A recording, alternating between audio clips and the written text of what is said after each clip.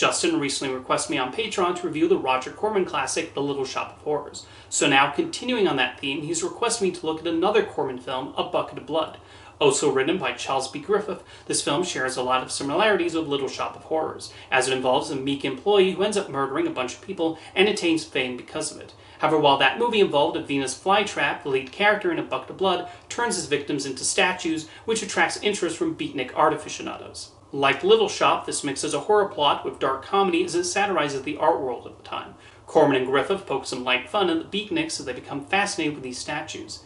There are a lot of scenes at this cafe where the lead protagonist, Walter Paisley, works as a busboy, as we see the various acts and performances and the kinds of people who lounge about there.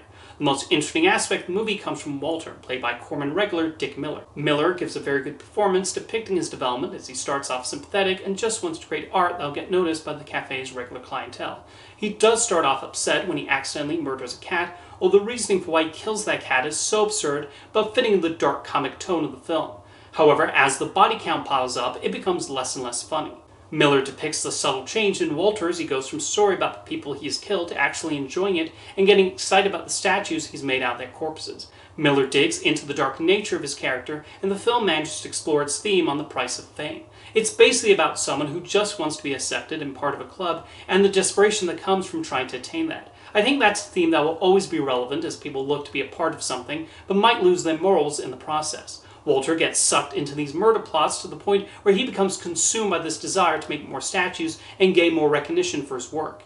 With this and Little Shop of Horrors, it seemed like Corman and Griffith had this view that sacrificing some part of yourself just to receive wider recognition will always have a cost. Even with his low budgets and quick shooting style, Corman was always intent in making sure his films looked appropriately stylish. There's the right level of atmosphere to the scenes in the cafe or at Walter's apartment, with Corman making really good use of the camera and lighting. He may be infamous for the low budgets of his movies, but he always knew how to work with what he had and still made sure his productions appeared professional.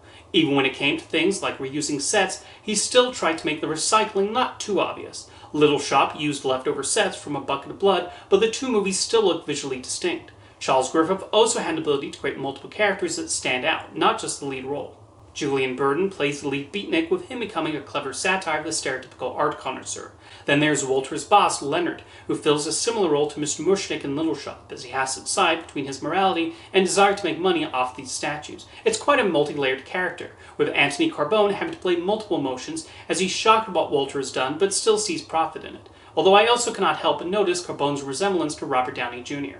The female lead Carla also becomes more than just a potential love interest for Walter. While she greatly admires his statue making, she does not have romantic feelings for him, which further plays a role in his development. In many ways, Walter could be seen as an example of the incel archetype long before such a term existed. Meanwhile, the film follows a police investigation into the happenings of this cafe, again like Little Shop of Horrors. This whole movie basically feels like a test run for what Corman and Griffith would later do with that movie. However, I don't view that as a negative, and even with the many similarities, A Bucket of Blood still works on its own. While the follow-up film would become a lot more well-known, this movie was still able to attain its own place within the Roger Corman legacy.